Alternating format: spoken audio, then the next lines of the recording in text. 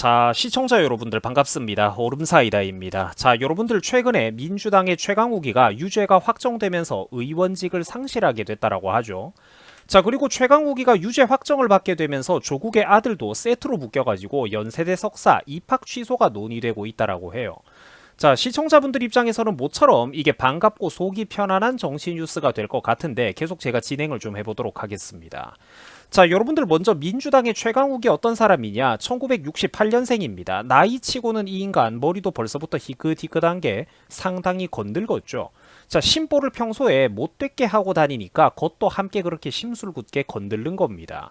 자, 그리고 저 인간 그렇게 세상 무서운 것 없이 나대길래 혹시나 또 시청자분들 중에서는 뭐 지가 든든하게 지지율을 꽉 잡고 있는 지역구 믿는 구석이라도 있나 싶은 분들 많으셨을 텐데 최강욱 이 인간은 그냥 비례대표입니다. 비례대표예요. 자, 그러면은 최강욱이가 왜 최근에 의원직이 날아가게 됐느냐? 뭐 이미 아는 분들도 많겠지만 조국 아들내미의 허위로 그 인턴 확인서를 만들어줬기 때문입니다. 조국 아들의 허위 인턴 확인서를 만들어줬다가 그걸 명분으로 이제 그걸로 결국 이제 의원직을 상실하게 된 것이죠. 자, 최강욱은 과거 변호사로 일하던 시절에 2017년 10월 당시에 조국 전 장관의 아들에게 허위 인턴 확인서를 발급해준 혐의를 받고 있습니다. 세월이 흘러가지고 이게 결정적인 문제가 된 거죠. 자, 한편 조국 아들도 이 인간도 사실 그러니까 별로 좋지가 않은데 이 조국의 아들은 인턴 확인서를 이용해가지고 2018년 연세대 정치외교학 전공 석사과정 입시에 활용을 해가지고 합격한 바가 있다라고 합니다. 자, 그러니까 무슨 최강욱이가 평소에 어떠고 다녔습니까? 한동훈 법무부 장관한테 깐죽거리지 말라고 하는 둥 그렇게 세상 오만하게 설치고 다니더니 정작 설치고 다니다가 모가지가 떨어진 건 다름 아닌 최강욱 본인이었죠. 본인이 과거에 저질렀던 업보로 그게 부메랑처럼 돌아와가지고 가장 중요한 의원직을 상실하게 됐습니다. 징역형의 집행유예가 뜨기는 했지만 결국 그래도 의원직이 날아갔다는 게 굉장히 중요한 부분이죠. 보는 사람들이 다 속이 후련한 그런 부분입니다. 자, 대법관 12명 중에서 무려 9명이 최강욱에 대해서 유죄 의견을 냈다라고 합니다. 사실 지들 편이 많은데도 저런 결과가 나온 거예요. 자, 그리고 근데 그 와중에도 저런 명확한 사안에 대해서도 3명은 유죄 의견을 안 냈다라고 하는 게 정말로 이게 좀 소름이 돋는 부분이죠. 이런 꼬라지를 보면은 대한민국 진짜 아직도 갈 길이 멀고도 멀었습니다. 자, 한편 최강욱의 선고라 가지고 민주당 의원들이 어제 잔뜩 왔다라고 하는데 고민정이는 신분증을 안 들고 왔던 모양이에요. 그래서 인터넷에 그 사람들이 후일담으로 말하는 걸 보니까 다른 의원들이 뭐라고 했냐면 에이 얼굴 아시잖아요 라면서 얼굴 아시잖아요라고 이 사실상에 갑질을 해댔다라고 합니다. 신분증을 보여줘야 이렇게 들어갈 수 있는 거는 공적인 장소에 들어갈 수 있는 건 당연한 건데 얼굴을 아시잖아요 라면서 이렇게 갑질을 했다라는 거죠. 진짜 연병도 이렇게 진짜 질적으로 나쁜 인간들이 없습니다. 정말 몸에 그러니까 특혜의식, 특권의식, 대충 퉁치고 넘어가는 이런 것들이 몸에 배었다라는 거죠. 자, 한편 최강욱이는 이번에 이제 인생이 제대로 꼬이게 되었습니다. 자, 의원직을 상실한 것도 모자라가지고 4년 동안 변호사 개업도 못하게 됐다라고 하죠. 정말 잘된 일입니다.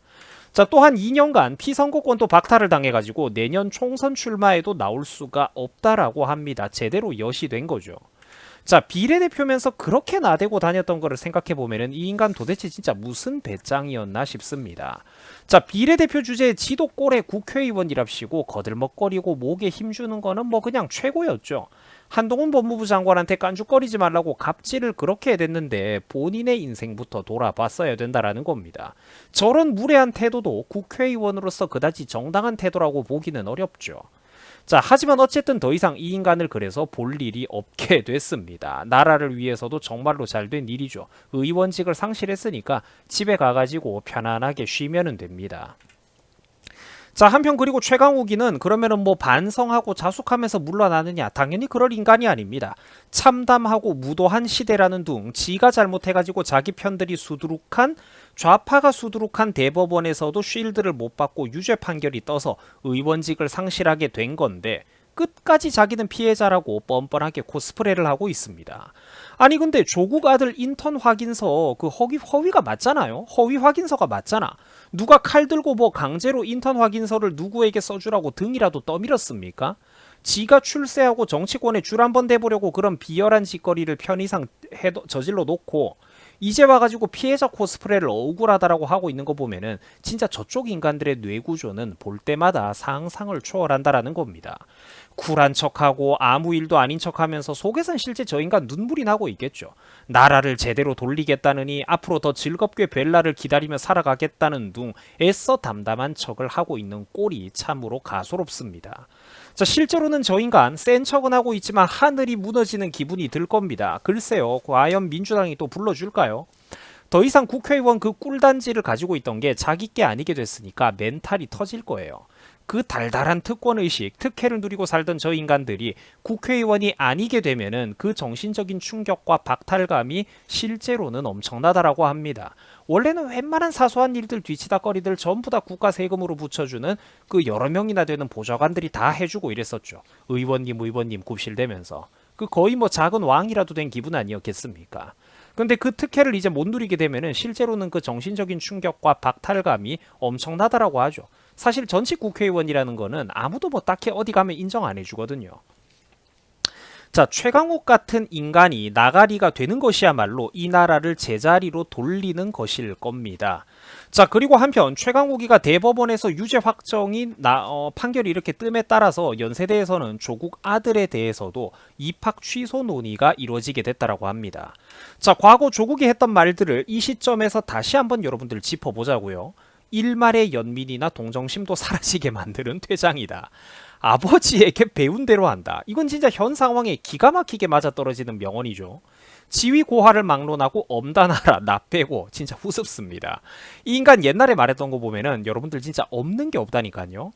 모든 것은 부메랑. 지가 했던 말만 그대로 되돌려줘도 충분히 이 인간의 뒷목을 잡게 할 수가 있다라는 겁니다. 자, 너희가 뱉어놓은 말과 글 다 모아가지고 출판하기를 권유한다. 자식을 포함해가지고 온 국민들이 다 볼 수 있도록. 야, 2013년에 그러니까 저딴 소리를 했던 모양인데 딱 10년의 세월이 흐른 지금 본인에게 그대로 되돌아오고 있습니다. 조국 본인이 했던 말들이 인터넷에 온 국민들이 볼 수 있도록 두고두고 떠돌아다니고 있다라는 거죠. 저도 그걸 가지고 와가지고 다시 한번 보여드리는 거고요. 그 진짜 이 사람 볼 때마다 그러니까 진짜 시대를 관통하다 못해 명치까지 관통해버리고 있다라는 겁니다. 자, 여러분들 다시 한번 정리를 합니다만 민주당의 최강욱이가 지금 뭐 억울하게 날아가고 그런 거 절대로 아닙니다. 최강욱이는 변호사로 일하던 2017년 당시에 조국 전 장관의 아들인 조원 씨에게 허위로 인턴 확인서를 발급해준 혐의로 이번에 결국 의원직 상실까지 오게 됐습니다. 당시 최강욱이가 발급했던 확인서에는 조국의 아들이 2017년 1월부터 9개월 동안 주 2회 총 16시간의 인턴 업무를 수행했다라고 기재가 됐었다라고 하죠. 물론 거짓이었습니다. 한편 조원 씨는 이 인턴 확인서를 이용해가지고 2018년 당시 연세대 정치외교학 전공 석사과정 입시에 활용해서 합격까지 갔다라고 하죠. 자, 연세대 학칙상 제출 서류에 허위 기재, 위조, 변조의 사실들이 있으면은 대학교 혹은 대학원에서 입학 취소 사유에 해당이 됩니다. 자, 인생을 날로 먹으려고 드는 이런 진짜 적폐 세력들, 운동권 세력에 편승하는 이런 신기득권 세력들이야말로 반드시 우리 사회 속에서 도려내야 할 존재들입니다. 자, 그리고 한편 솔직히 돌아가는 상황은 너무 뻔했는데 이번에 연세대 솔직히 일 처리가 늦어도 너무 늦었습니다.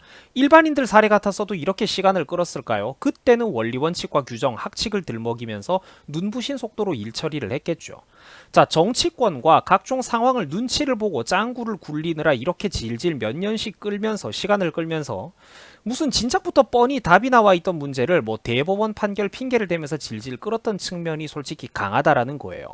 이번에 조국 아들의 연세대 석사 문제뿐만 아니라 이제 조국 딸 조민 같은 경우에도 어땠습니까? 그 다시 한번 짚어보면은 조민 같은 경우에도 우리나라 각종 교육기관들 정말로 오래 걸렸습니다.